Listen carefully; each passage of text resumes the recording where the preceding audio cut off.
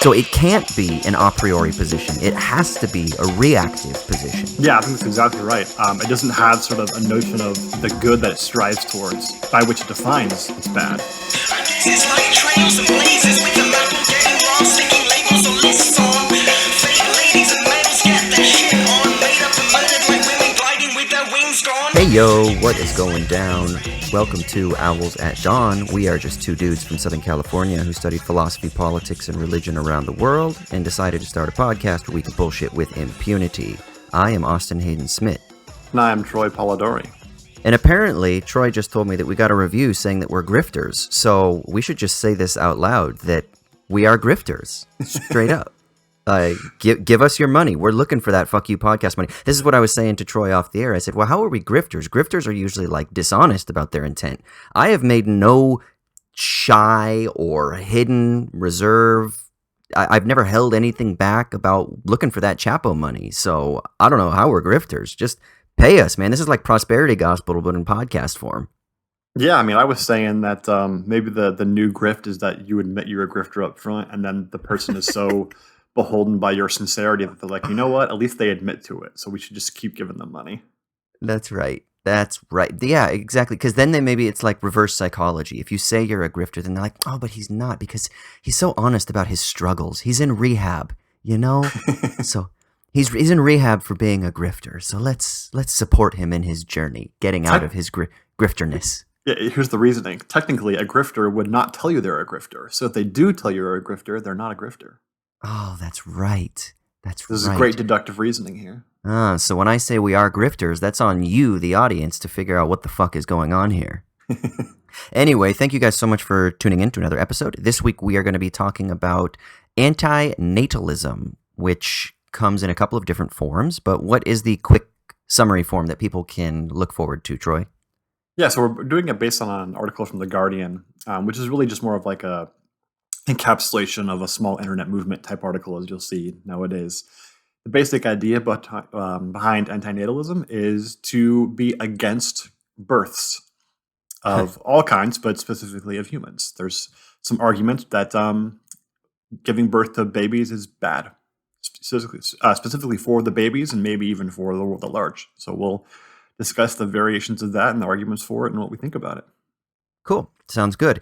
But before we get into that, just want to give a quick reminder that if you do want to support our grift and you find value in what it is that we're producing, please go to patreon.com/owlsatdawn. That's patreon.com/owlsatdawn. And there are some various tiers there where you can support us to get access to bonus material, bonus episodes, as well as the monthly newsletter, and the Democracy Motherfuckers tier, where you can recommend a topic for a future episode, which we will be opening up. So this week, if you are a patron, we will be opening up a comment section on Patreon, so where you can go in and you can suggest topics, and then Troy and I usually look through them and we pick the top 3 or 4 that we feel like we can adequately address, and then we will open up a poll. So we'll probably do this for, let's say, a week or two, where we will have this comment section open, where you can just comment down below the post, and then in a couple weeks, then we'll open up the poll and we'll actually do the proper poll. But rush over there and make sure you give us your suggestions in that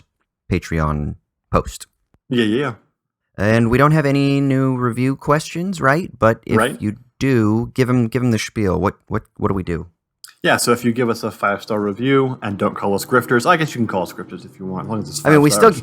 We gave you a shout out, even when you called us grifter, whatever your name was. Thank you. Yeah, so do that on Apple Podcasts or Spotify or wherever. And if you want to ask a question in that review, as long as it's something we can answer in a couple of minutes, we will do so on air on the next episode.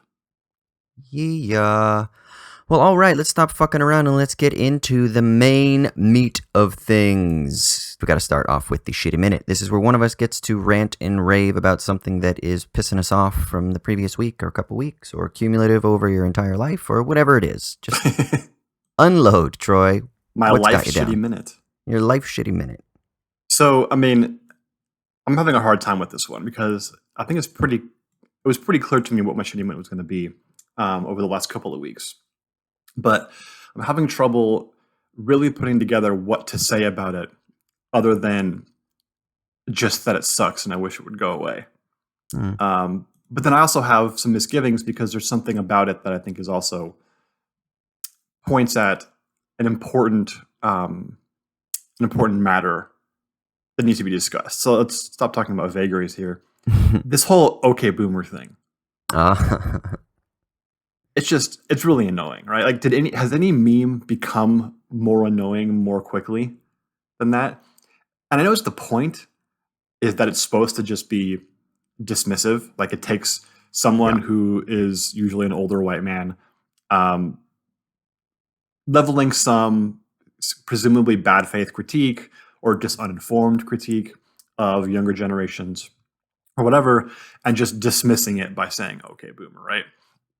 And then it was hilarious at first that so many boomers were getting really upset about it, to the point where that one thing came out where a workplace sent an email or like a memo out to the employees of the that you can't use the term boomer. It's like a derogatory term or something.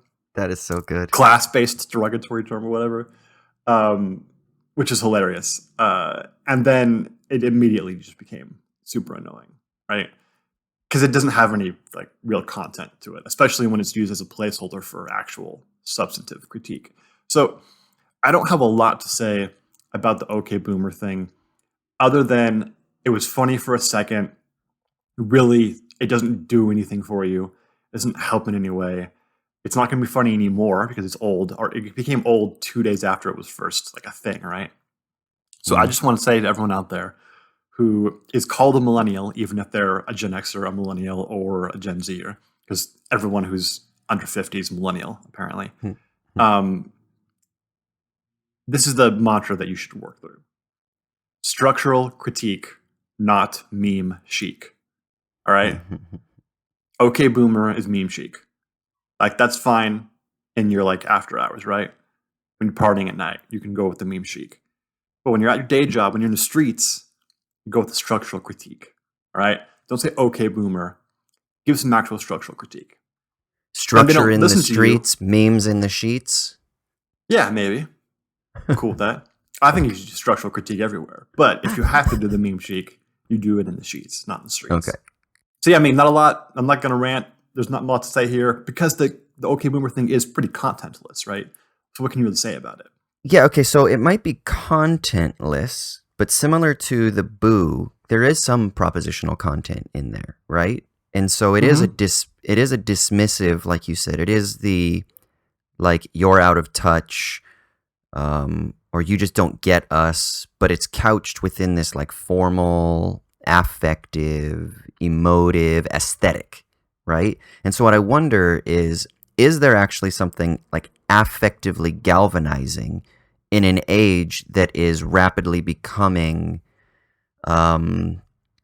defined more by aesthetics? And I mean that in the broadest sense, not just simply like branding or superficiality, but I also mean feeling and kind of like opening up to the sensations. Do you think that there's something valuable in that? I'm not sure where you're going with that. Can you say more? Well, what I wonder is we seem to be living in an age, or at least I would contend that we're living in an age that is very affectively oriented, emotively oriented, sensationally oriented. And I'm not using those terms as epithets. So what I wonder is just the kind of like dismissive, snarky, okay boomer. It might not be a good substitute for structural critique, but nevertheless, does it do something valuable in that it is a nice, like, it's a nice, like, ubiquitous and common, galvanizing, affective, aesthetic critique, but without content, but just in its, like, formal, affective tone. And is there not something valuable in that? I'm just being devil's advocate here. Yeah, I don't think there is. And here's the issue. It's directed. It's maybe mostly. Did you just okay millennial me? Okay, esthetician. Okay, theory dude. That's what analytic philosophers are going to do now whenever they come across a capital T theory person. Okay, that's theory. right. So it may be mostly contentless, but it is directed specifically at certain kinds of people, right? So, and this is really the kind of issue that annoys me the most is boomers are not like the problem, right? As like a generational whole. First of all, because that generational whole is purely arbitrarily marked, right? Yeah, Um, generational science or generational what is the word I'm looking for? Stratigraphy is like bullshit. taxonomy, yeah, like Yeah. it's bullshit. It's basically just a helpful heuristic that oftentimes isn't that helpful. So yeah, there's so many differentiations within being a boomer or whatever that it's unhelpful. And also, you mentioned the phrase here "out of touch," which I think is a really good way of capturing what tends to be behind this boomer thing. It's accusation of being out of touch, right? Joe Biden came out, I think yesterday or the day before, and said something like he would not legalize marijuana because he still thinks that he almost put it like in a double negative. There's no evidence that it's not a gateway drug, which was a weird way of putting it. Maybe he's like trying to like safeguard himself by using the double negative there. But and so he had a lot of accusations of being out of touch and losing the youth vote. I kept thinking, look, dude, like the problem is not that he's out of touch; it's that he's wrong, right? So he's just factually wrong on the matter. That's what you should be critiquing, not because he's like doesn't understand what young people are talking about with the memes and the such, the memes or whatever, right? And that's what I think the OK Boomer thing is about. It's really about accusing older people of not understanding younger people in like some superficial way of understanding, not in terms of like understanding like what our interests and our needs are, but in terms of just not understanding like what it's like to be us, like in the Nagel sense, right, or something like that. And that's just, I think, wrong. Like that's not a good critique. You need to actually show why the person is wrong, like the ideas that they have are incorrect and why they are bad, and not just that they're out of touch. They don't appeal to your like sensory faculties, Like or cultural whatever. preference or whatever. So that's Yeah, the thing is it seems like your critique is that the OK Boomer meme basically just reinforces a type of generational relativism rather than a cultural relativism, right? And it's yeah, like, oh, well, you're just out of touch with what we prefer and our tastes and our likes, but your generation just needs to go away. Whereas you're saying, no, no, no, no, let's actually, like, fine, whatever, it's snappy, it's funny as a superficial kind of branding critique in its meme form, but let's actually do something legitimate here and not think that we're actually doing something, because we're not actually doing anything, except actually it could be kind of counterproductive even, because if you are just like reinforcing a type of uh, cultural relativism or generational relativism, then you might fall into that passive nihilism that we talked so extensively about when we went through the Prozorov book, right?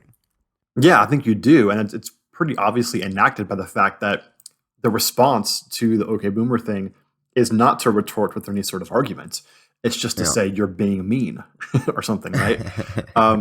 If you have this kind of generational relativism behind your remark, ultimately you're not actually making an accusation. You're just like stating a fact. Like you have different preferences than I do, given your generational status or something. Which, of course, the retort to that should just be, I don't care. Like, why would I care if you have this sort of generational relativism behind your remark? Then that's just like, what are you going to do about that? Clearly, Yeah. one generation has more power than the other, so you can't really enforce your generational preferences. The whole thing just ends Yeah. up with this like completely pacified, and I think the term passive nihilism is effective here, because it pacifies you from action. It doesn't give you any practical syllogism to use, whereas Do you structural think critique can. Do you think there's a bad faith here too? Because in this pacifism that people are feeling, maybe it's a response because they feel so impotent. So what they have to resort to is kind of like the okay, bro, whatever. But really inside, they are actually bothered and they are recognizing that they're against a powerful other. And so they kind of just resort to this reactive, supposed apathy, but it's not really apathetic at all. So there's almost like a dishonesty here as well, maybe. What do you think? Yeah, I can see that. It's complicated. Like there's this notion that like a good way of critiquing power is to just not recognize it, right? Not show it deference or whatever. Yeah, doesn't Like Agamben talk about that, like with destituent power? I don't know, does he? Uh, I don't yeah, remember that. I It's been a think long time since I read any Gambit. I think so, Um, but yeah. But yeah, and like there's this like classic notion culturally, especially in America, that the best way to critique Hitler was for Charlie Chaplin to dress up like him and fall downstairs or Yeah. whatever, right? Um, and I think, well, there may be something helpful in that. I think we're seeing some of the holes in that idea of protest um, recently, in the sense that sometimes those in power actually don't give a shit, right? They Yeah. don't give a shit if you like flaunt the fact that they're uncool. If SNL makes fun of them every week, yeah, Trump gets pissed off and tweets about it or whatever, but does it make any actual difference? The people behind the scenes don't really give a shit. So I think we're seeing some of the cracks in that idea. It doesn't mean it's entirely bad or anything. I'm not saying okay, boomer makes you like bad or unable to be helpful towards like making things better in the world. But I do think by itself, it shows a sort of lack of understanding of how to do social critique in such a way that you can actually make progress towards changing things. Yeah, I was talking about this with, remember Darius, who was a guest on our podcast a little bit Yeah, ago. Talking with him actually about this earlier today, and he's been really into like meme magic and kind of like analyzing what's going on with the kind of like alt-right subculture, subreddit, 4chan, 8chan meme production factory, we might call it. And he says there's something really interesting that's going on with the kind of far right in their production of memes and the lack of a response or an opposition to that on the far left, right? Like the center left and the center right, like they kind of don't know what to do with this far right meme production factory thing. Like, you have all those protesters that I guess that are showing up at like Donald Trump Jr. and Charlie Kirk's like public speaking events, and they're having to like alter their public events because of these dudes that are showing up and just like speaking out and asking them questions about like Israel and shit like that, right? And like these uncomfortable questions that supposedly other right-wing people would like not dare to broach, but they're kind of like, oh, fuck you guys, and they're just kind of like throwing grenades into the system. But he was talking about how it doesn't seem that there's like really an adequate response on the left. And we were kind of thinking like, well, is that the job of the left to engage in that type of like a post-ironic nonchalance or apathy or dismissiveness or passive nihilism? Like, can you be on the left and engage in that type of meme production? I mean, it seems very difficult, right? Especially if you are going to be sincere, if you are going to try to be authentic. Like, it seems that almost like the formal and affective constitution of memes is antithetic to the project of being on the quote-unquote left. So it's kind of, it almost seems difficult that if OK Boomer is supposed to be a political project, that it seems to kind of like formally actually be betraying itself, because it seems to be kind of engaging in the very thing that like a sincere and authentic leftward project of like social reconstruction or reconstitution would actually be oriented towards. Yeah, dude, we were talking before the podcast, before we started recording, about, this will be funny for the audience, I think, when was the last time that we yelled, but not in jubilation, like in rage or anger or some other negative emotion, right? And both of us are just not the kind of people who yell very often. And part of that's just privilege, right? I mean, we haven't had circumstances where we've been powerless to the point where yelling actually seemed necessary to like move on to the next second, right? Right. Which is oftentimes the motivation behind yelling. So a lot of that's just privilege, but then also it's personality as well. And OK Boomer thing is kind of similar, right? Like there's some sense in which it deals with a symptom, like an immediate symptom, without getting to that underlying issue. And which means that symptom's going to re-arise at any moment after that.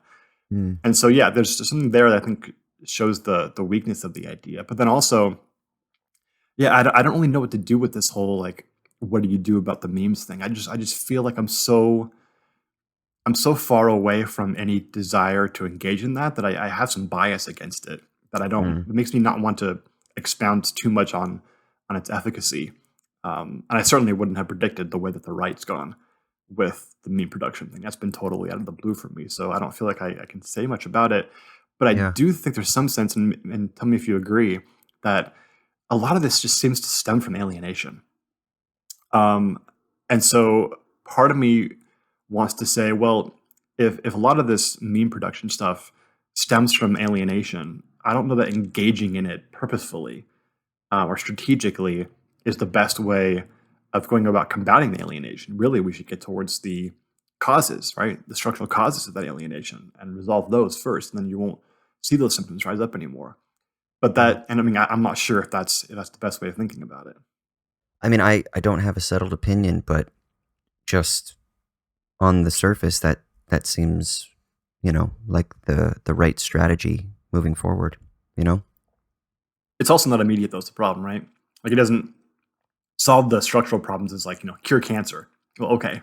If I could do that, I would. But right now we have to Right. deal with the fact that I had this cough that's making me cough up my lungs. So sometimes you have to deal with the symptom because the disease is too big for immediate action. So yeah, there's an avenue for that too, and I don't really know what that would look like, but yeah, complicated one. Okay, millennial. Yeah, we are millennials in our 30s. Yes. Although, like I told you before, I was told by younger millennials that I just don't get the internet because I'm too old. Probably right. I don't get the internet. Yeah, I know. Here I am complaining, and yet the shit posters were right once again.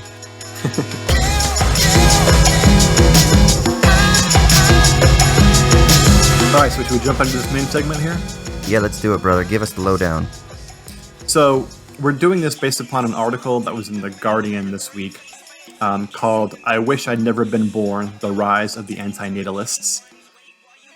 And it's by Rebecca Tuhis-Dubrow in The Guardian. And the basic structure of the article is just mostly informative. It's not an opinion editorial or anything. Just detailing some of the major popular figures, at least, in antinatalism.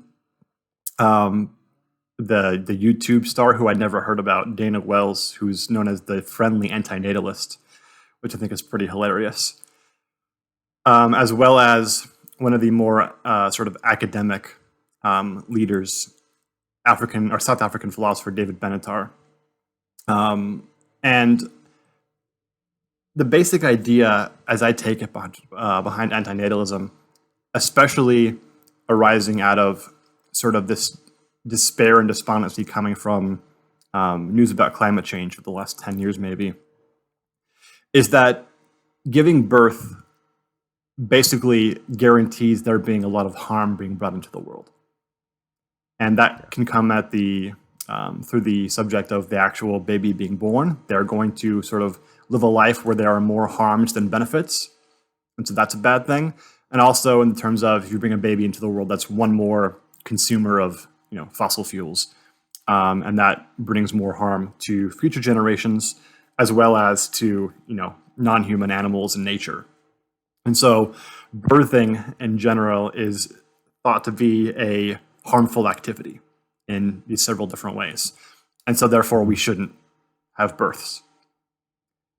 And it's more complicated than just that, but that seems to me to be the basic idea that I think most antinatalists share. You agree? Yeah, I think so. Although, like, there are like different degrees of it, right? Like even the article talks about how there are some that are far more radical. It's like any kind of life, so that like some of them are even vegan, because any harm caused to sentient life whatsoever is viewed as something that needs to be eradicated, and all sentient life deals with it. So like all species need to be extinct, right? So some of it goes like super fucking radical. Yeah, there's some contradictions there, right? In terms of in the movement, one side will be like, well, we're harming non-human animals in nature by bringing in consumers of fossil fuels, so don't give birth to human babies.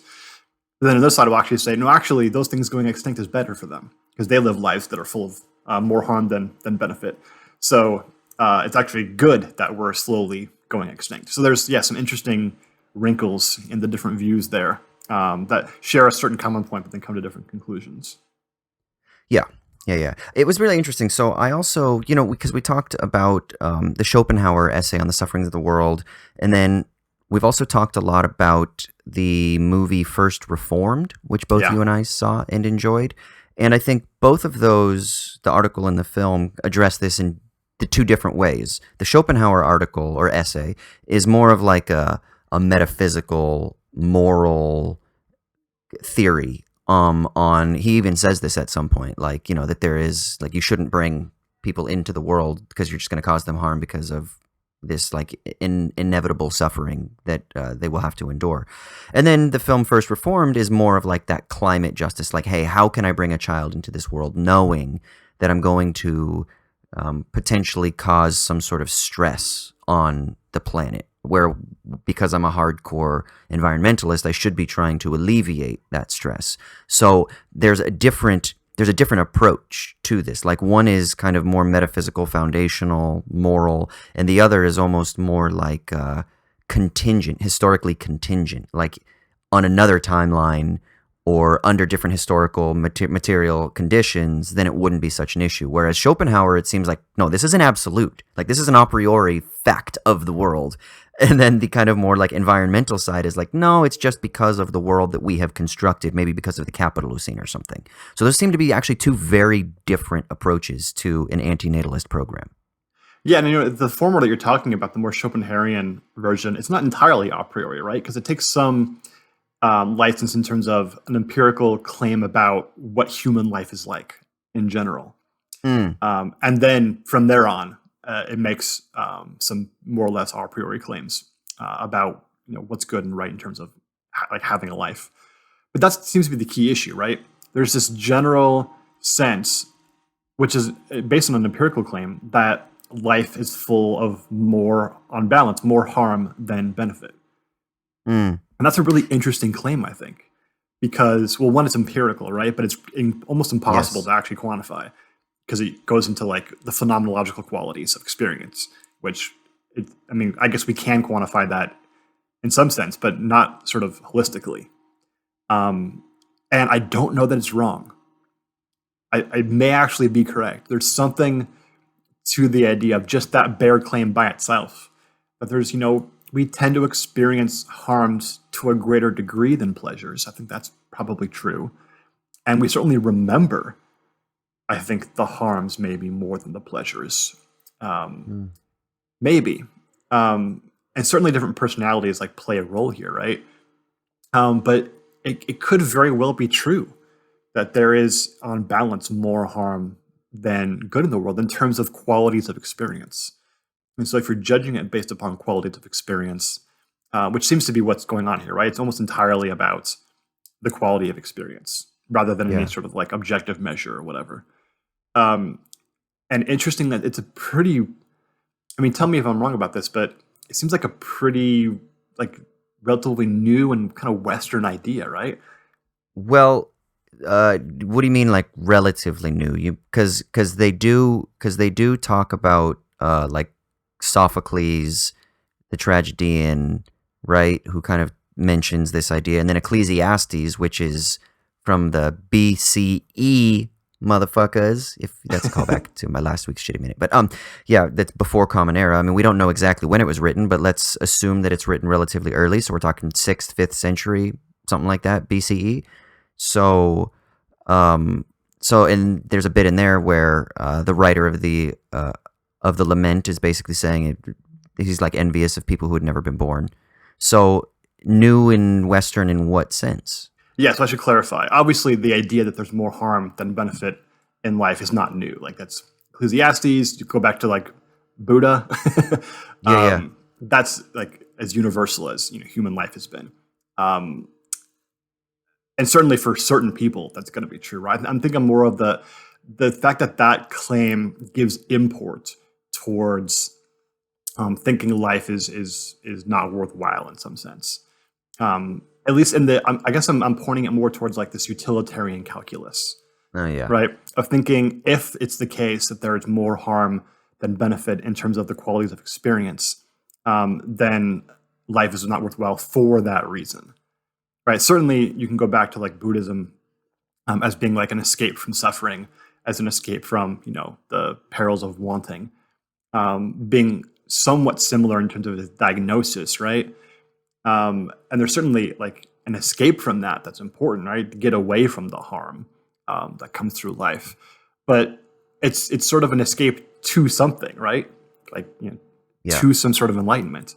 Whereas here you have the notion of just literally just escape from into nothing is better. And I think that's important, right? Because it's saying no experience is better than this experience. Yeah, so this is I'm really glad you brought this up. So because I wrote down a few points, and I was kind of analogously thinking about the position of antinatalism being related to an idea of negative freedom that seems to discard any possibility of a positive freedom. So for Buddhism, you have the thing from which we must escape, which is suffering, but there's always a cure, right? Same with Christianity, same with most religious prescriptions, because they have some metaphysics of the soul, or they have some metaphysics of the divine or the afterlife, or the kind of value of ultimate reality or something like that. But antinatalism discards that metaphysical principle of the inherent value of the self, right? And that's one of the things that it kind of says is no, that it's actually that there is no inherent value in life. There is no inherent goodness to life itself. Whereas, with Christianity, you have the Imago Dei. With Buddhism, you've got kind of like the ultimate connection of one. Hinduism, you've got Brahman Atman, kind of things like that, right? So those things are valuable in that life is either an expression of the divine or is somehow like a creation of the divine or some sort of participatory expression or emanation of the divine, something along those lines. Whereas this requires, I think, a materialist metaphysics that does away with all of that. But then simultaneously, what that leaves it with is that it leaves it with a purely negative orientation. And so I wrote down in my notes, I said that it requires life to be established from which it can distance itself. So it's kind of like a negative diremption. So it's not an a priori or a foundational notion, I said, but it seems to be a reactive, negative, and fundamentally dependent position. And I think there's like an irony in this because it requires life and sapience. So there's maybe even an anthropocentrism here, but it requires that to be able to think of life's own extinction. So there is kind of like a dialectical or like some sort of like negative duality, like a polarity, negative polarities that is required here. So it can't be an a priori position. It has to be a reactive position. No? Yeah, I think that's exactly right. It doesn't have sort of a notion of the good that it strives towards.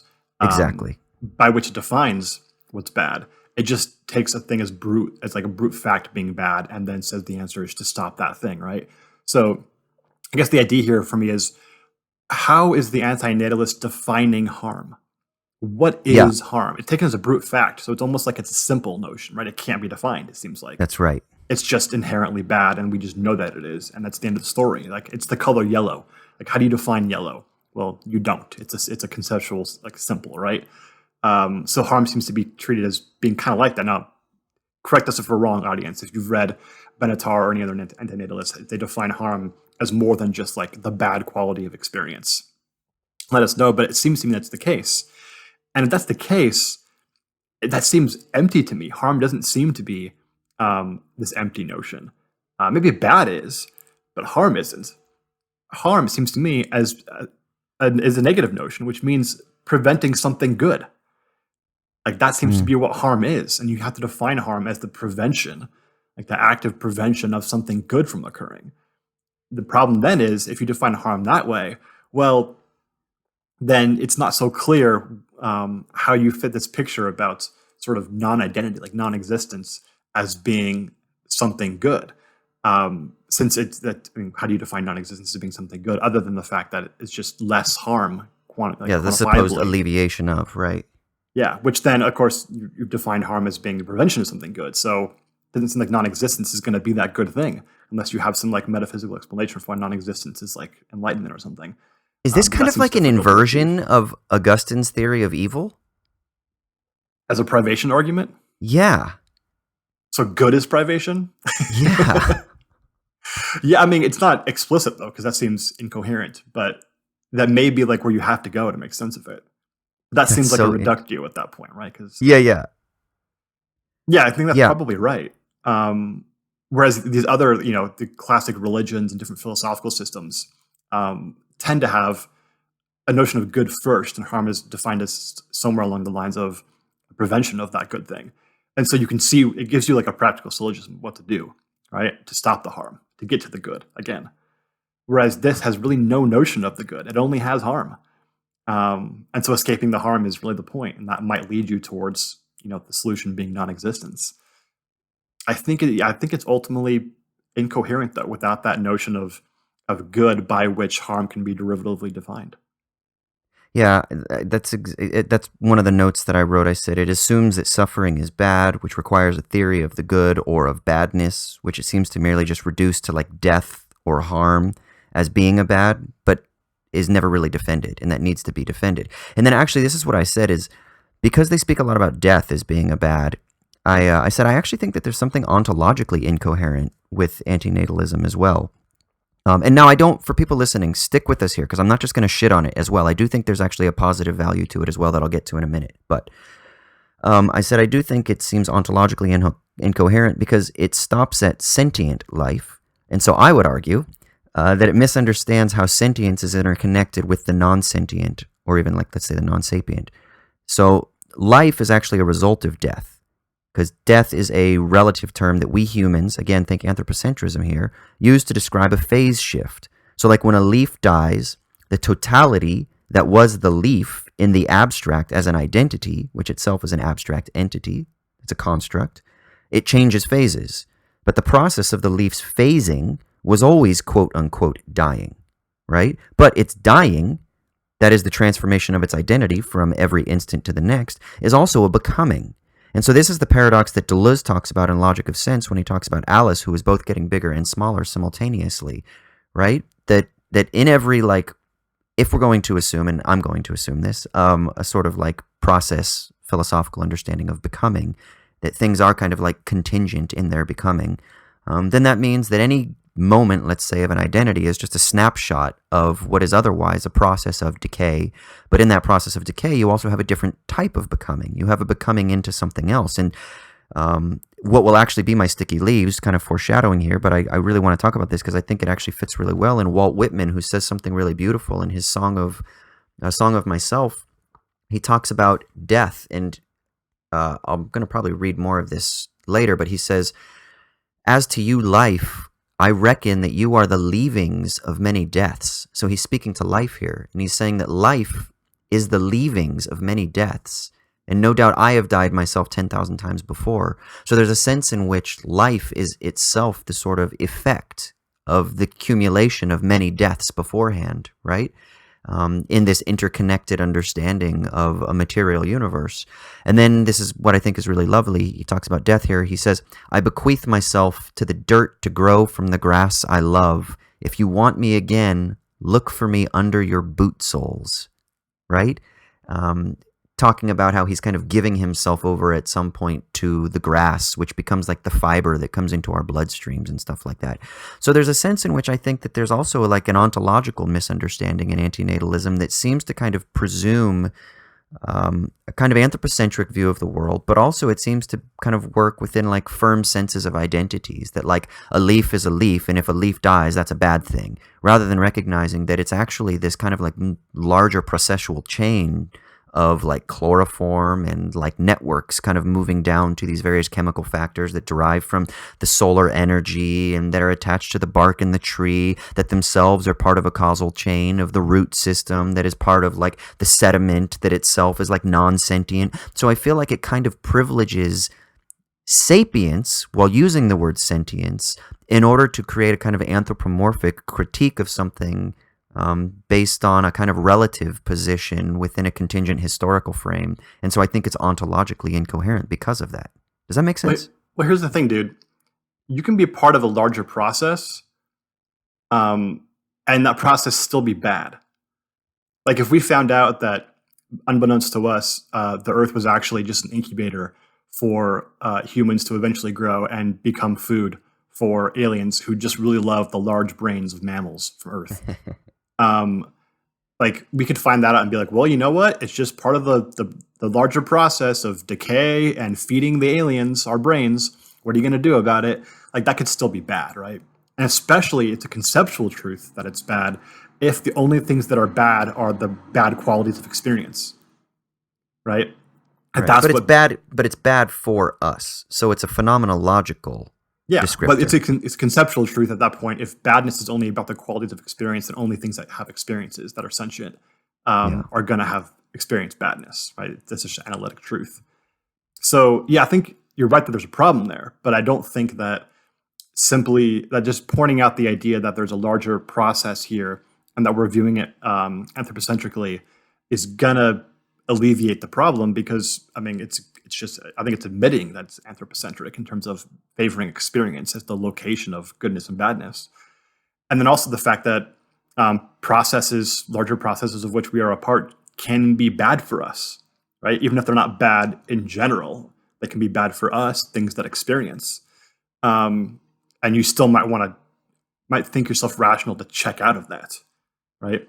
Okay, but here's the thing. So if it's bad for us and you want to check out of it, what I don't think is the appropriate logical step is to then become the defeatist and say, therefore, extinction is the answer. That's where I think that part seems incoherent. Yeah, right. That's where there's the problem. It's almost like the problem of the gap between like ontology and politics here. It's like there's a problem here between like their assessment of their description might be right, but their normative frame is wrong. Yeah, I think their description at least is partially right, because I don't think that partially right. Yeah, partially right. The goodness and badness is too restrictive. It's just not the case that we think only experiences are good or bad. I don't think we do. I think all the time we go through bad experiences with no hope of those bringing about good experiences, or even with little hope of them bringing about good experiences, but we think it worthwhile. Like even here, it basically says, I think somewhere in the article, reproduction is not good for the thing that reproduces in general, for all animals and non-animals, right? Reproduction is generally not good for that being. It's good for the species and for the being who's being well, not good out, for that maybe. Species in what way? No, it is good for the species.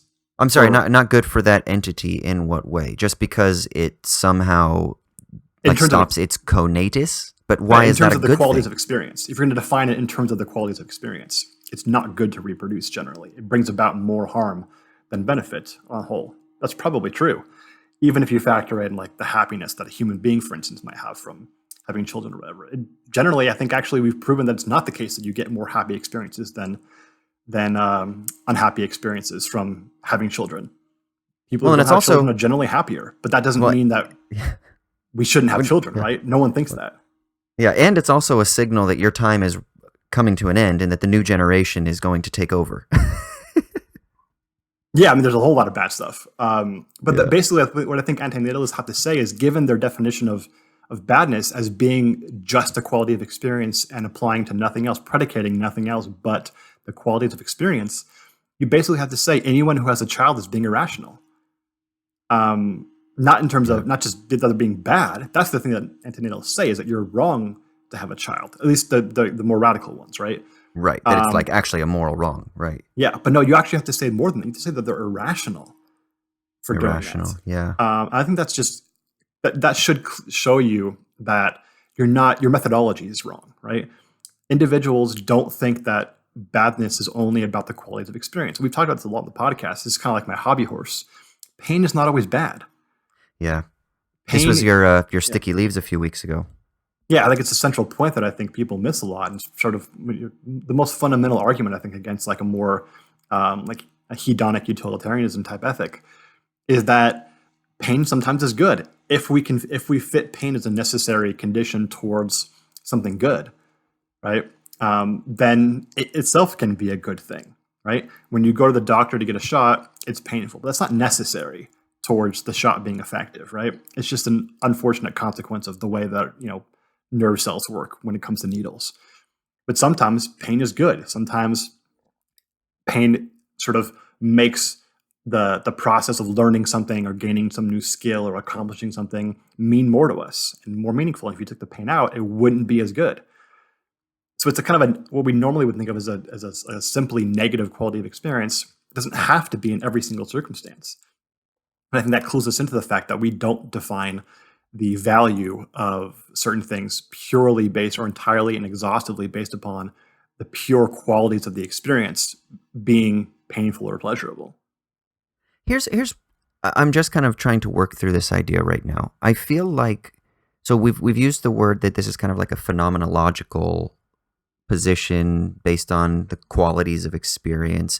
It seems to be a very sort of like psychologistic, which also fits into like the anthropomorphic idea, but it's a very psychologistic view, because this is what I wonder, like, why stop at sentience as being the determining factor that dictates, let's say, the experience, the variations of experience or the variations of qualitative experience, right? Like, why would a rock being smashed apart not qualify for the anti-natalist perspective? Now, obviously, it's in the name, anti-natalist, so there's the presumption that a rock is not alive, that is not an expression of life.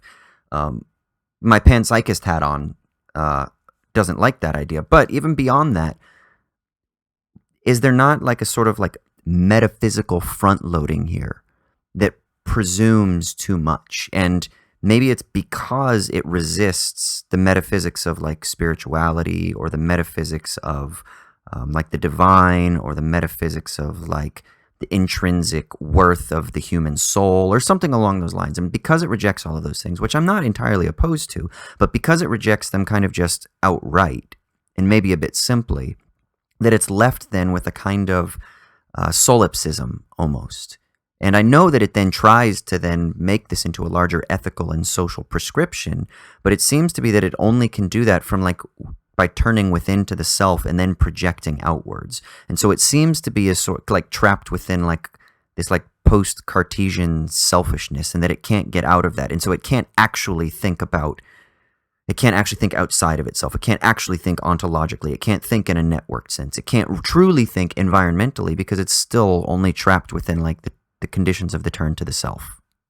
Does this make sense? I think you're right, dude. And I think the ultimate key that this is true is that anti-natalists tend to care that other people agree, or that other people understand them, right? They think that anti-natalism is a normative position that should be held. Right? Which, why would you care about that? Why would you even care about anything other than your own qualities of experience, if that's the only marker of what's good and bad, right? Why be a hedonic utilitarian and not just a pure hedonist? Unless you cared and thought it important and good that there be good things in the world, or that there be fewer bad things, even outside of yourself. So I think even the anti-natalists' desire to evangelize, in some sense, to proselytize, clues us into the fact that no, you care about things more than just the quality of experience. Like, you might care about the way that nature is, even non-sentient nature exists, right? And I think sort of the vegan version of this really gives way to this fact, right? That it's important and good that the world be a certain way. And that's where I think, again, the conceptual incoherence starts to creep in, right? We actually do care about these normative issues, and just issues generally bigger than our own individual frame of experience, right? And I mean, I don't think rocks experience. I do have some pan-proto-psychist tendencies, maybe a little bit weaker than yours. But I think that there's definitely something to the degree of the privileging here of sentience, I think, is acceptable in one sense, because it's just a conceptual truth that if you define badness or harm as like a bad quality of experience, then only things that experience can have badness, right? Or be harmed. But then, that clues you into the idea of the privileging of sentience in this way might be the issue, with some respect. And the fact that you care about nature should clue you into that. Well, maybe more than experience matters. Yeah, and so this is where I think it'd be really interesting to, if they really want to go and be radically consistent, like, they should just read Ray Brassier's Nihil Unbound and go fucking full steam extinction. You could do that, yeah. Like, to me, oh God, what's his name from True Detective? Matthew McConaughey's character. Yeah, I forget his name, yeah.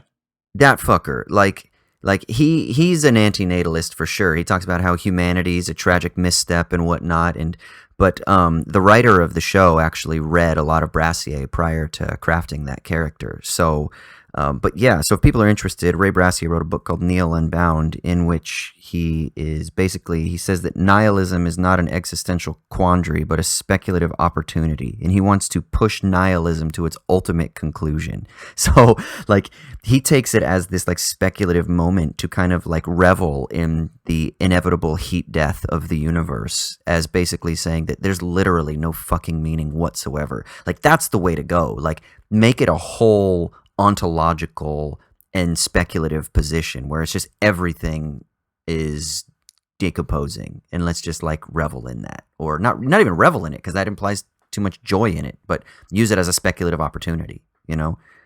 Yeah, and I know that you know who Thomas Ligotti is? He wrote The Conspiracy Against the Human Race. Yeah, I do. He's got that kind of like full-on extinction. I forget the name of like the movement or whatever that he supposedly founded, but yeah, True Detective I think was kind of based on that idea. But even that, dude, doesn't it seem, it's not logically incoherent, but there's some kind of practical incoherence to me, it seems like, in that what's the point of writing a book about it? What's the point in preaching about it? Like Weston Cole in True Detective, Matthew McConaughey's character, he talks ceaselessly about it, right? And it's not just because like he finds himself like unable to, it's not like he's driven purely by instinct to do it, or driven purely by like insanity to do it, right? He's practically doing it, like he's deciding to do it. So there has to be some sense in which he sees it as important or accomplishing some goal he sets for himself to talk about this stuff. So that very idea seems to me that, well, then you value things. Like if you can act, then you value things. That seems to me to be also analytically true. So to me, that seems like a clue that, you know what, there's more going on here in terms of what's valued than is being led on, because this person is acting. Yeah, it's almost like analogously to what we were talking about with the Joker.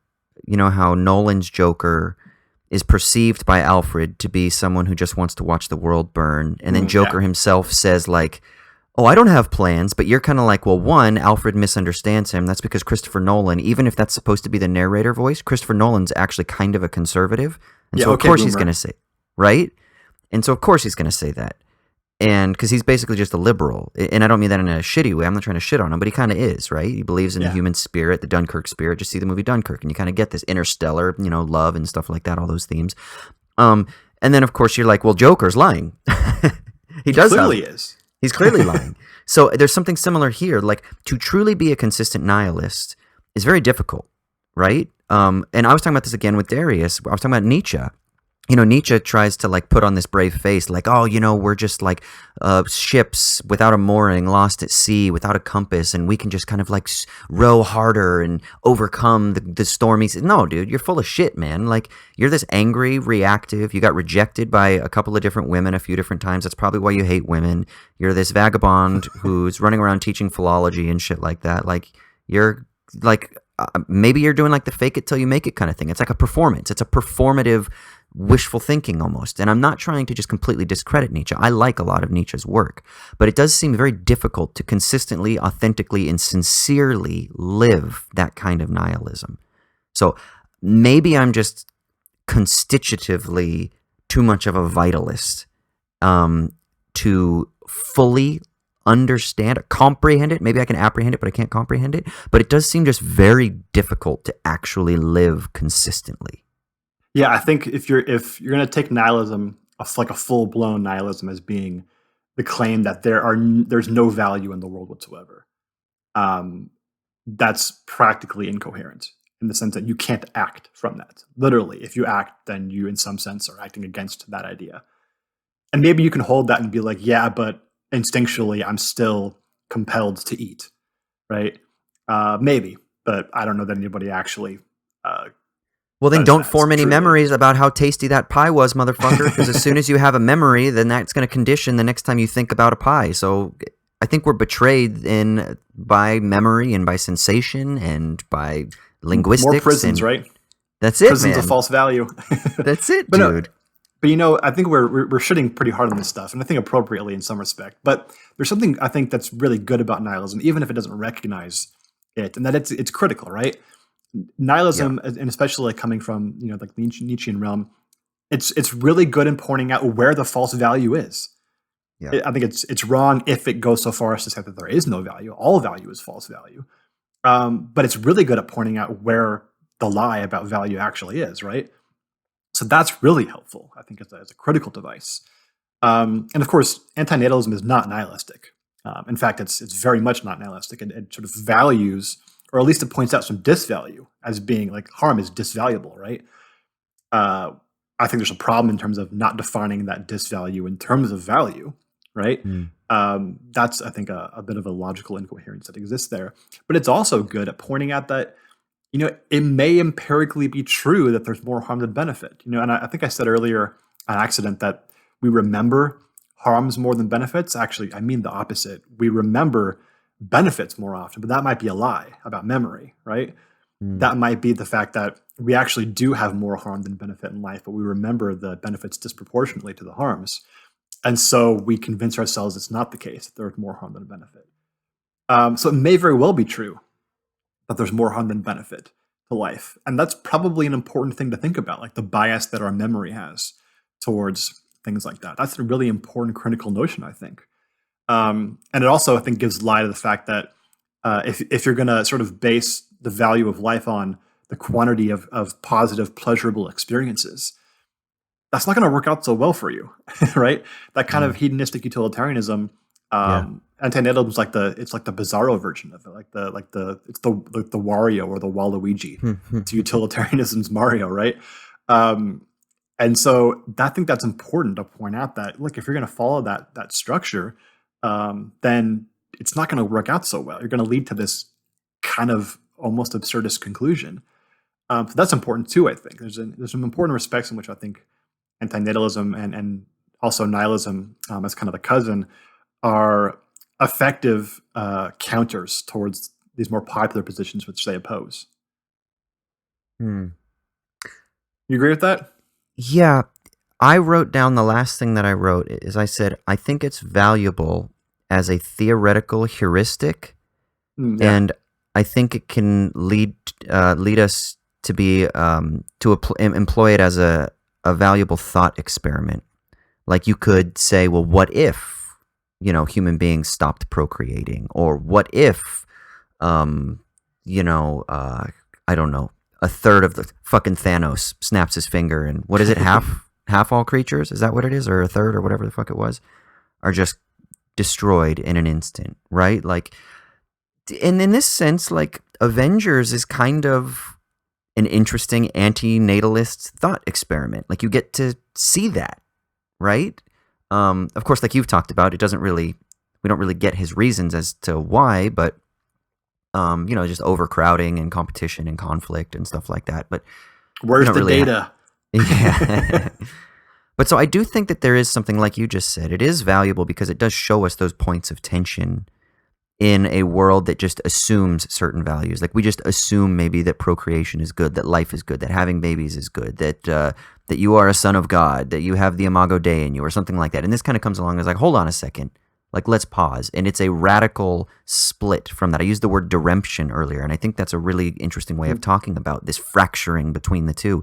And I like the word deremption because, one, I feel like it's actually a violent word, like, because it's got all of those, like, stops in it, like, remp, shun, and it, like, feels violent when I say it, like, deremption. It'd be a rad metal band name. But it That's does. Like some literally logocentric thinking, dude. I know. Sometimes it comes out, But I think it does kind of articulate that well because it causes us to pause in our everyday, and it pauses that lived experience to then use more phenomenological language, and then we can engage in an epoche, like a bracketing, a suspension of our presuppositions, and we can use this as a sort of like shock to thought.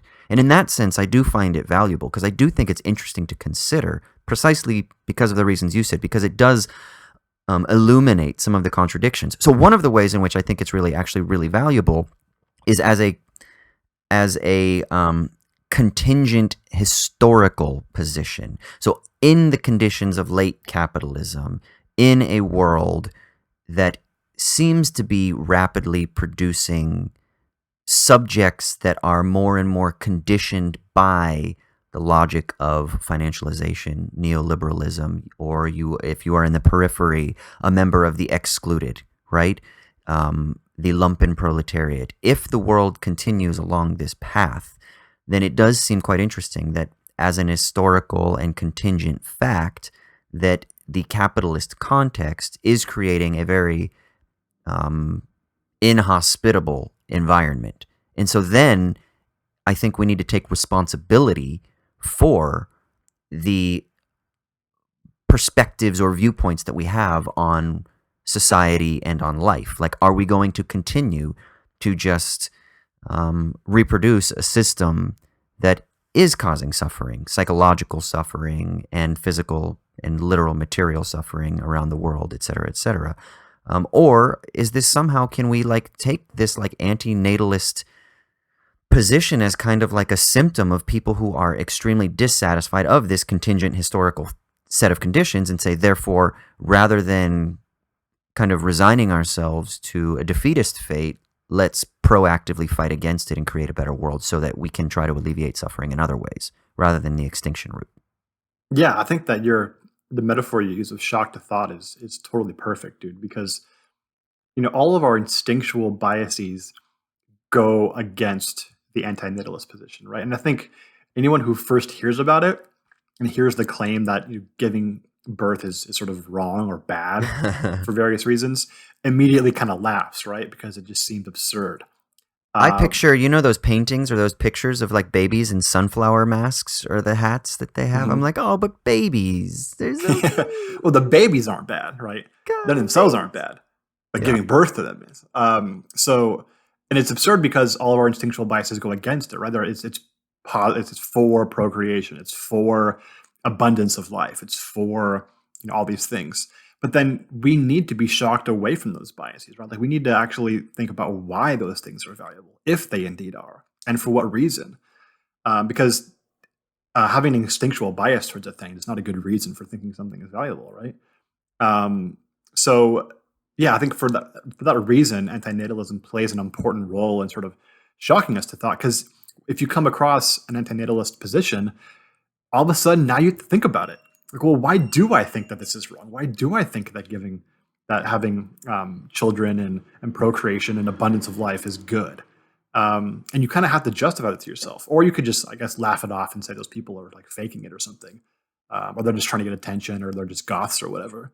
But eventually, like that has to stick with you at some point. Like you have to think about, no, some people seriously believe this and are acting accordingly. What does that mean? Right, and what does that mean for how I think? So yeah, I think in that respect, yeah, it actually is a really helpful heuristic, and definitely is at least thinking more consistently, I think, than like a just naive version of like we should procreate just because like it's our natural function or something like that, right? Yeah. We didn't talk at all really about maybe the opposite of anti-natalism, which is like natality. Yeah. Yeah. I mean, that can come in all different forms. Obviously, again, I'm reading through the Bible, and one of the things that I think you find in, particularly, let's say I'm in the Old Testament right now, but I think you'll also see this reiterated in the New Testament, is some of the prohibitions against sexual activities. No, I'm going to say all of the prohibitions against certain sexual activities are tied to a type of natalism that is rooted in, the covenant theology that is established. But really, the command to be fruitful and multiply and to kind of like reproduce and create children of Israel who would be sons of Yahweh, that's extremely important. And that's why you get prohibitions against fucking angels, for example, in the book of Jude in the New Testament, or like the Nephilim, or Sodom and Gomorrah story. Like these are stories that they contest. The reason that like Sodom is destroyed because they have great wealth and they do not share with their neighbors, which is what it says in Ezekiel 16:49. But also like one of the issues of the dudes trying to bang down the door and bang the angels is that human and angel copulation isn't good for the program of the natalist policy of the theopolitical program of Israel, right? So there's a natalism in Don't forget Christianity. about Onan, dude. Yeah, fucking Onan is fucking killed because he jizzes on the floor rather than coming into his sister-in-law. I'm just gonna be real, guys. This is what they don't teach you. This is what they don't teach you in Sunday school, man. He's wasting his resources. When was the last time you were in Sunday school and they're like, we're gonna teach you about Onan today, who was murdered for spilling his seed on the floor because he pulled out.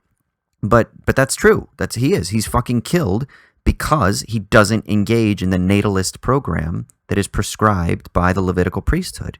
So there is a natalism in the religious community, but I also think that there's like a subtle natalism that you just get from people that are like, oh, but like having a child is life affirming and, you know, it changes your life and stuff like that. And I have met friends who have said that, like anecdotal evidence up to my eyeballs that there is something that is just like a good about reproducing because it is this miracle or whatever. I don't know. So that's like a kind of more subtle form. But there are variations of the opposite of this, which are like natalism that we could consider too. Yeah, I don't know how far we're going down this road, but there's a whole lot here. Like the natalism you're talking about, the biblical kind, is obviously coming from like a divine command theory, right? Which is it's right because God commands it to be so. Now, I don't think most people think that today, right? Like they don't say, I want to have children, or I think we should have children because God commands it so. It's more like, well, no, I think it'll be good.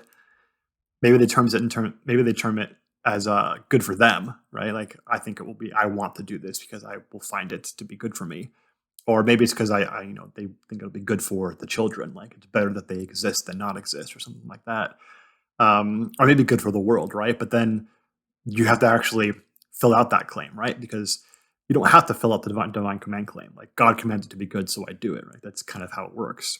But if you're going to claim that it's good for some other reason, some like naturalistic reason maybe, or otherwise, you got to fill out that claim, right? And it's kind of begging for more explanation. So there can be all different kinds of like natalism. Yeah, Darwinian natalism, right? Yeah, and many of those commit some sort of like naturalistic type fallacy, right? Where totally abundance is good because it is abundant, because it's more of nature.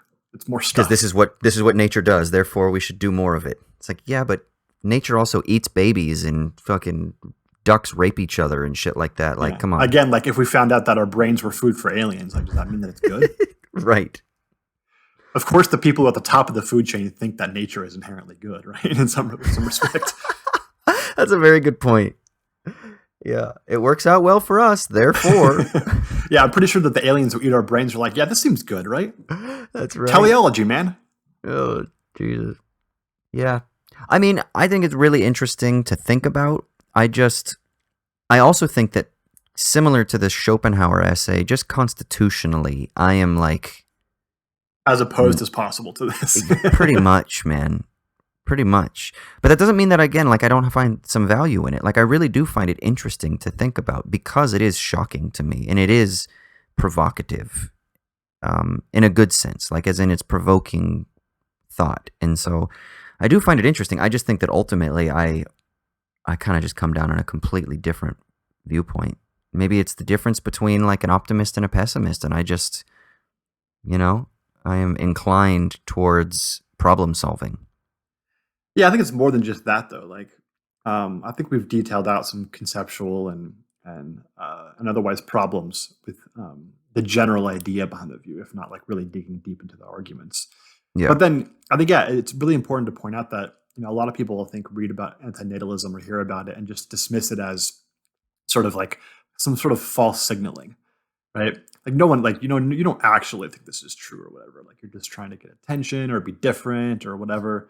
Or be like dissenting, and that's that may be true sometimes, but I don't think it is. I think it's coming from a very real place, which is this idea that people tend to assume that life has more beneficial experiences than harmful ones, and that may not be true, and we should take that seriously. And I think that by itself is something to consider, and we should try to include that in our thought, and that should shock us, to thinking about how we think about value in life and what it has to do with experience and what role that plays. And so yeah, I think it's good for those reasons to be shocked out of that kind of complacent thought about life just automatically being good without any sort of reason for that.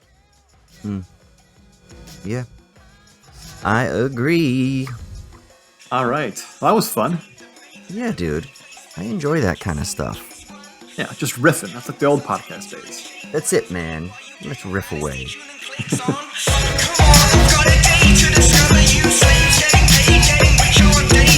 All right, so now we got to do the next segment of the podcast, everyone's favorites, where we actually do talk about there being positive value in life, at least somewhere, even if it's the sticky leaves in the ground.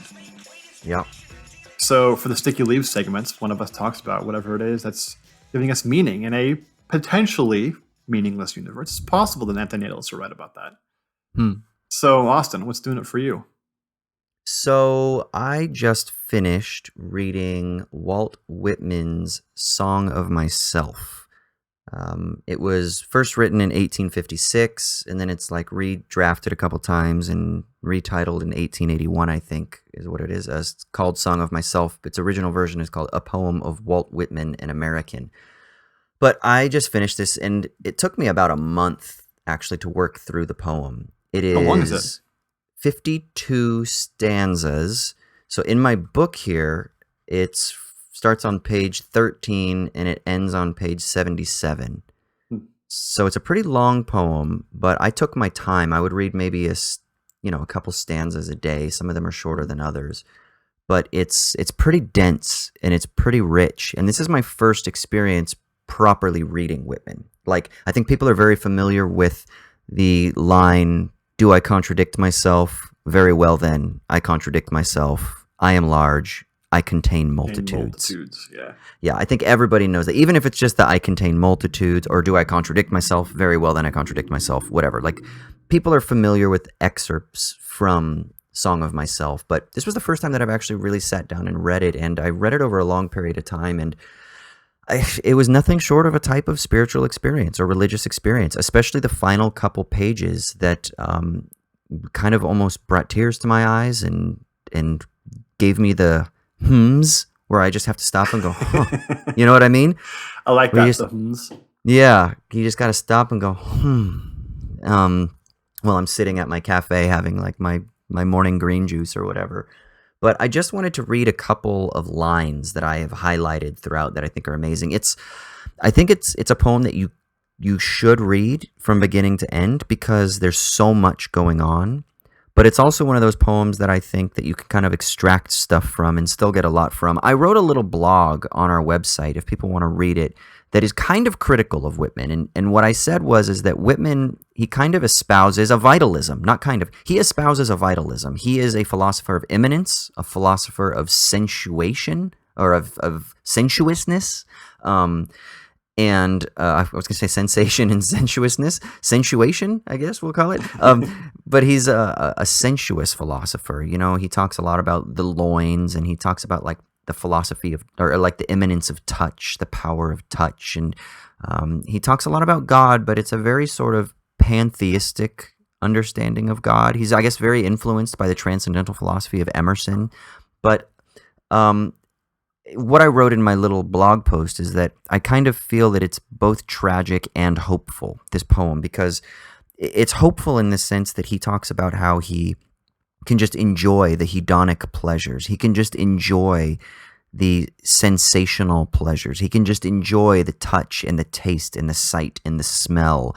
And he can enjoy the fact that, like the singular universal, that he is a singularity that is composed of the multitude of the universe, and simultaneously that he can look at a blade of grass and think the same thing. And, you know, he talks about how he can feel the lashes of the slave, or feel the fear of the sailor in the tempest, or understand the piety of the Quakeress that is praying and stuff like that. And there's this interconnectedness that he's creating that I think is really beautiful. But at the same time, he also kind of leaves us with maybe a kind of nihilism almost, or he leaves us maybe not with a nihilism, because no, it's not nihilistic. What he leaves us with, I think, is a type of a flux without any type of grounding.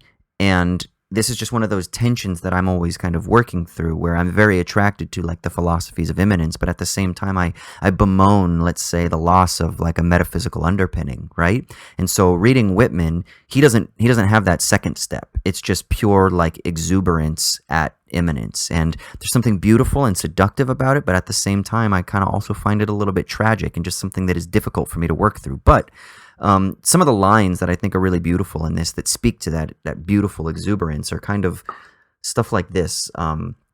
So he starts off early. He says, "I have heard what the talkers were talking, the talk of the beginning and the end, but I do not talk of the beginning or the end. There was never any more inception than there is now, nor any more youth or age than there is now, and will never be any more perfection than there is now, nor any more heaven or hell than there is now. Urge and urge and urge, always the procreant urge of the world." I fucking love that. Matter of fact, I'm gonna get urge and urge and urge tattooed on my body, because right above like my pelvic area too, because that's fucking the perfect location for it, isn't it?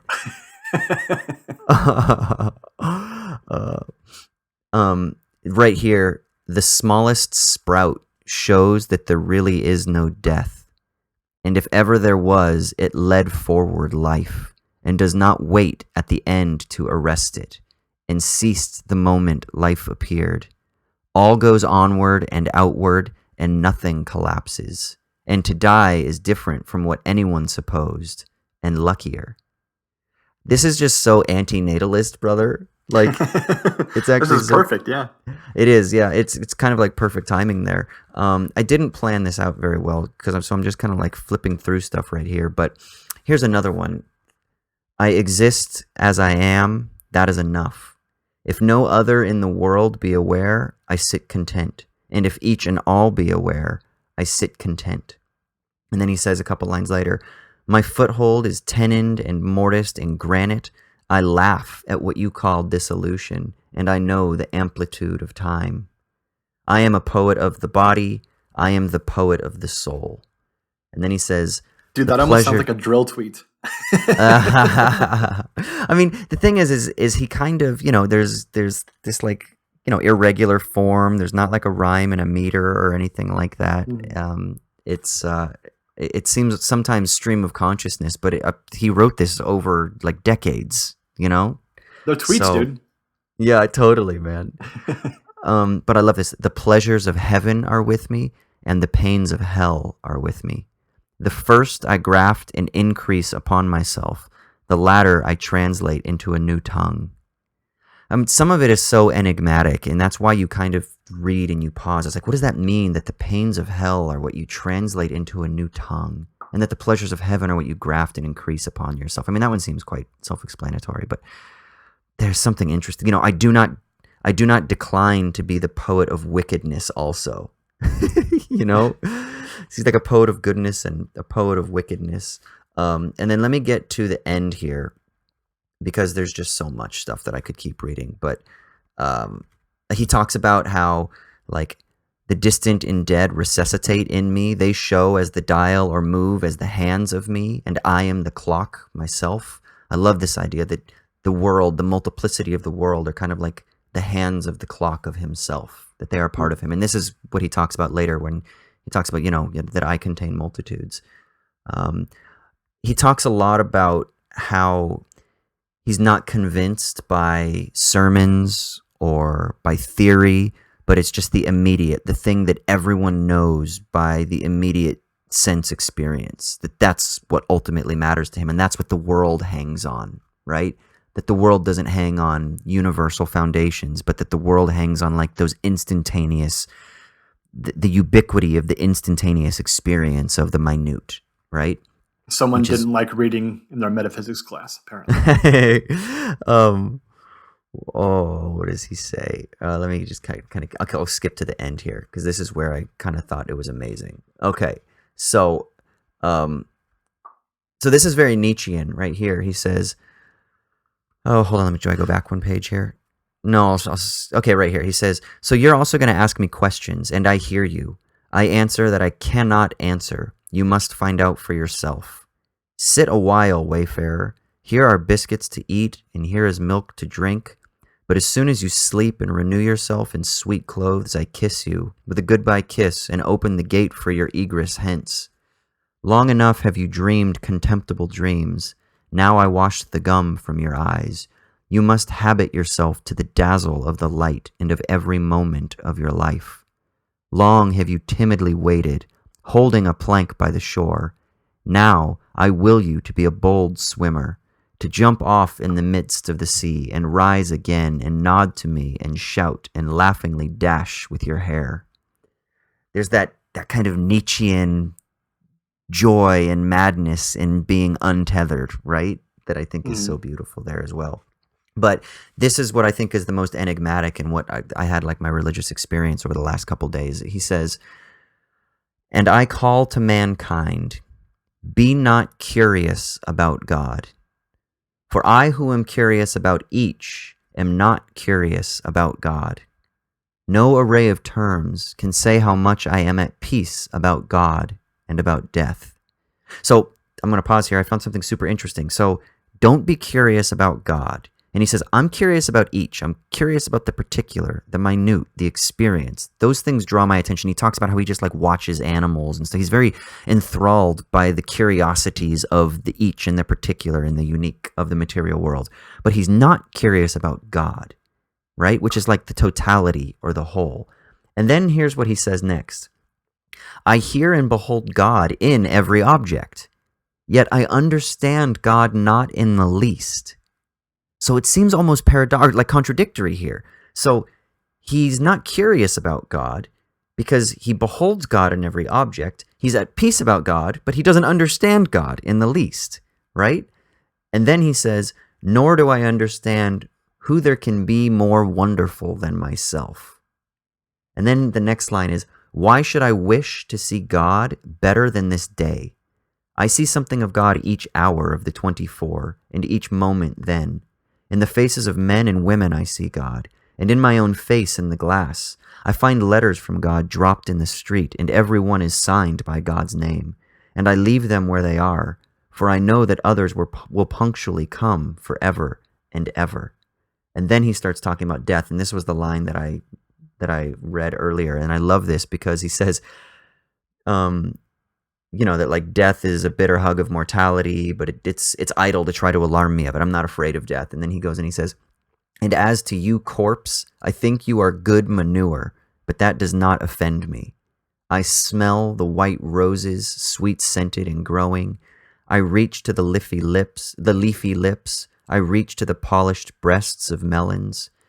And as to you, life, I reckon you are the leavings of many deaths. No doubt I have died myself 10,000 times before. I think this is absolutely fantastic. And it kind of goes on from there. Talks about, how it's not chaos or death, but it's form and union and plan. It is eternal life. It is happiness. There's that vitality there. Deleuze also talks about how immanence, pure immanence, in his final essay, Immanence of Life, how it's utter beatitude. And then, of course, it's do I contradict myself? Very well, then I contradict myself. I am large. I contain multitudes. So I don't know, man. It was just, it was really lovely to take my time through this long, 60-page poem that I thought was just very rich and very inspiring in many ways. So just want to recommend that for people to check out and read because I think it's really quite valuable. Yeah, that was great, dude. Did Deleuze ever write about Whitman? So here's the thing. So I don't know about Deleuze's engagement with Whitman, but I immediately actually found more resonance with Bergson. And the reason is because Deleuze's metaphysics requires a theory of death, the death of identity, which is his notion of the eternal return of difference, which is the sort of like perpetual destruction of identity. And it's a very sort of like pseudo-psychoanalytic term that he turns into like a metaphysical principle. But Bergson does not have that notion. Bergson is just a pure vitalist, right? The élan vital. Mm-hmm. So I was thinking actually the Whitman-Bergson connection would be much stronger. And so I literally just today found 2 journal articles that were like perfectly titled. And I read like the first couple pages so far. One is called, I have them right here, Bergson's Intuition and Whitman's Song of Myself. And then the other one is called Poetic Philosophy, the Bergson-Whitman Connection. And I can't wait to continue to read them because I I feel definitely like you see already more. wrote those, like a previous version of you. Yeah, I know. It's funny because as I was reading it, I felt this vital impulse in Whitman, but it wasn't until I got to those final couple pages where I was like, "Oh my God, like this is straight up Bergson." And there's no evidence that Bergson read Whitman because Bergson was born in 1856, and then Whitman published this, or I'm sorry, maybe 1859. Um, and yeah, when does The Origin of Species come out? 59, right? Somewhere I around think there, so. 1860, yeah.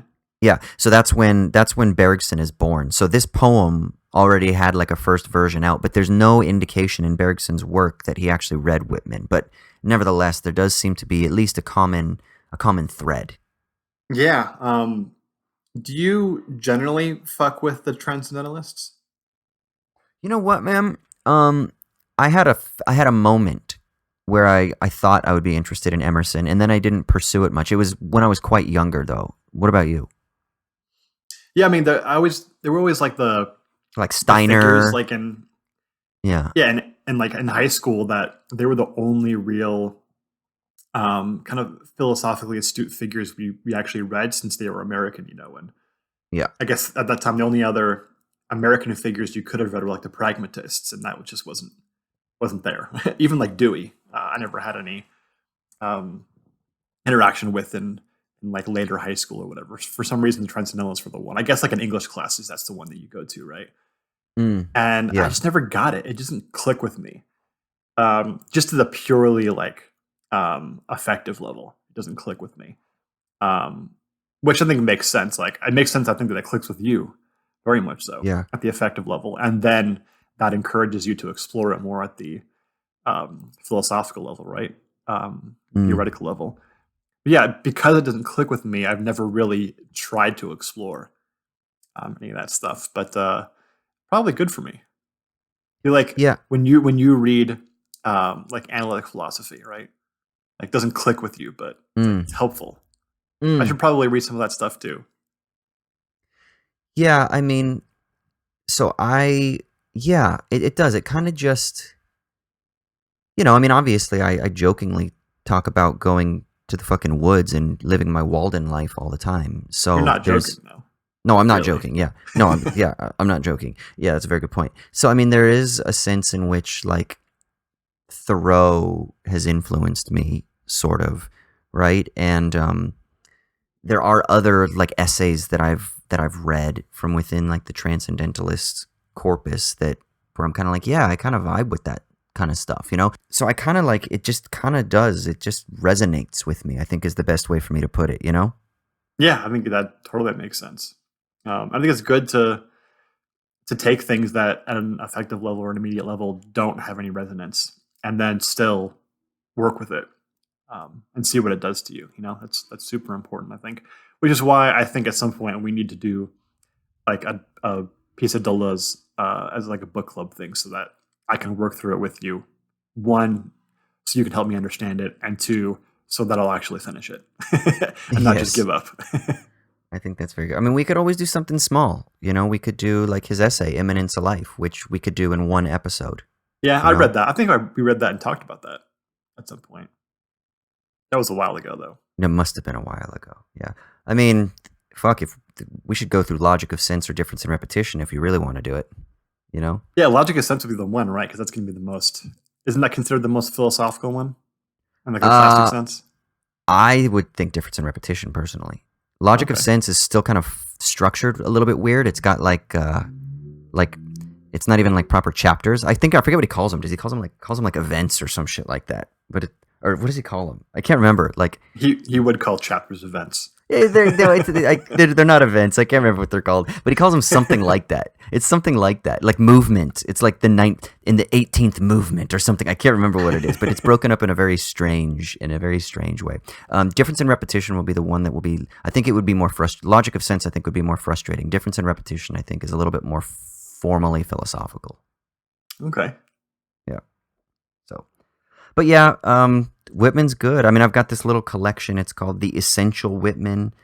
and it's got a handful of poems. That's by far the longest of the poems, because that takes me to page 77, and it's only up to 134 pages. So I'm already halfway done with this collection, but I'm gonna keep reading, and I'm looking forward to it, because there's something very, again, seductive about Whitman's, not his style. His style is, I mean, I'm sure there is something like structurally and formally interesting about his style, but even just conceptually, thematically, there's something quite seductive for me about what I've read so far of Whitman. So yeah, I recommend checking that shit out. Beautiful poem called Song of Myself. Yeah. And you can check out my little blog that I wrote where I kind of talk about some unsettled feelings that I had, but that was before I finished it, and I feel like, having read the kind of button now of the poem, I almost feel like it retroactively modifies or changes my sense that I was kind of wrestling through, where I was like 2/3 of the way through the poem when I wrote that blog post. But anyway, yeah, Walt Whitman, good shit. Yeah, there is something really good about taking a long time to read something dense like that and doing it like every day, a piece every day. Yeah. Something very, like, we probably did lots of devotional things like that when we were younger, Yeah. right? And that usually doesn't have a lot of like intellectual depth to it. But there's something really great about that sort of method, because it stays with you, right? It's like a daily thing, and then because you do it every day, you end up thinking about it throughout the day, and your mind subconsciously is working with it. And I think it's really effective to do things that way. I'm dead fucking serious, man. I want to get to this point where I can just take a year and read one book. I want to do that. I want to read like one book. And I don't mean like I'll read it like once a week, where I'm every day reading just only like the science of logic. You know? Yeah. That would just be amazing. If you think about it, if the person who, you're reading them because they have thought about this a lot more than you have, then it's like staying with it somewhat closer to the same amount of time that they did seems appropriate. Yeah, it's almost a disservice when you think about like so my book that's out is like 6 years, but really it's like 15 years of ideas that culminated at that time when I hit the last keystroke, right? But like really it's like properly like 6 years of work, and a motherfucker's gonna read it, like skim it and barely read it in like a week or something just like to that. consume it. Just to consume it. And I'm like, in a way that makes sense, because I'm kind of like, piggybacking off of other people's ideas, and so they can kind of make the connections. And, if they're familiar with Marcuse, they're like, yeah, I kind of get this, whatever. But there is something interesting about, it's almost like, but it's just impossible to do this, but it's almost like a kind of like a respectful tarrying with a conversation partner. It becomes much more dialogical if you can take that kind of patience with it, Yeah, I think so. And that's probably how, philosophy was done, dialogically for, most of its history. It's only recently that we've had the materials to have all these books and have to read them all so quickly and really just, not really digest them, just kind of, sum them up in our mind, basically just consume them like they're a material, right? Rather than actually kind of really dealing with them and wrestling with them over time. Yeah, and it's so that we can reproduce them and repackage them for an audience to consume, right? So this is what's interesting, though. Like, I wonder in the academy in Greece, right? Like, how repetitive were they? Like, we think of it now like, oh my God, it was probably just this like vibrant community of new ideas. No, they were probably saying the same shit and arguing about the same stuff for like a decade. And then what we have are a handful of books. But those handful of books that we have are like 30 years of arguments over the same shit. It's like, fucking Glaucon, how many times do we have to go over the same shit over and over and over, right? Yeah, that refines, man. Like, fucking, it doesn't have to be the way that it currently is. Like, John Rawls, I think, published Theory of Justice when he was like 50 something, and that was his first book, right? Wow. He wrote 2 books. Like, he spent like most of his career working on Theory of Justice. So like, it doesn't have to be the case that we just consume so much every day all the time and we never have any time to actually sit with it and deal with it and talk about it at length. It could be different, It's just not. Yeah, and it's just so hard in the contemporary academic environment, in the All the publisher pressures parish. are against that. Yeah. Yeah, exactly. And it really does it. I wonder if, like, across the board, qualitatively, the work is suffers because of that. Like, not just the stress and anxiety of the academics that are dealing with this publisher parish landscape, but also that the quality of the work, that things that are being published are kind of like, well, is that really publishable? Like, is that a fully formed idea? Is that really something you're comfortable with, that you're happy about, that you've wrestled with, that you've made the proper connections with? Like, are you happy with that, or is this just something that you use to beef up your CV? Like, Oh yeah, when we 100%, dude. That's exactly what it is. Yeah, and it's kind of, I wonder if that then creates like a feedback loop where we feel shittier about our already precarious positions in a very competitive landscape because we're then more aware. So imposter syndrome becomes even intensified because we're aware that we're under the gun and that we're producing quote unquote shoddy work. I mean, I don't know if we feel that way, but I'm speaking of the royal we here and making a lot of assumptions. But I wonder, Yeah, I think a lot of people share that sentiment. That just, you obviously earn this business because you care a lot about the work and think it's independently valuable, right? But when all the pressures are to just produce work, whether it's really ultimately valuable or not, that puts a negative pressure on it, such that you're not going to value the work as much, and that's going to reflect your own sense of worth because you still think that the overall path is inherently valuable, but your work isn't sort of contributing towards that. And it's not the individual's fault, right? Like, it's just we grind this really beneficial and good passion down into like nothing. It sucks. And that's an argument for universal basic income. But our podcasts, we do go slow through books, and I really appreciate that. Yeah, we're going to have to pick one of those up here soonish in the next month or so. Yeah? Yeah, for sure. All right. Okay, cool. Let's go ahead and wrap up the episode there. Yeah. So just a reminder, you can find us on Twitter at owls_@_dawn, as well as Insta and all that stuff. You know where to find us. You can email us at owls@dawnpodcast@gmail.com. You can also leave comments for the episode at owls@dawn.com. We are everywhere on the internet. Yes. And keep your eye out for the patron post that is going to open up the field for comments underneath to suggest topics for the next Democracy Motherfuckers episode. And I think that is pretty much it, unless there's anything else you gotta say to the anti-natalists out there. Just one more thing, dude. What's that? Das Vidania, Amerikanski. Yeah.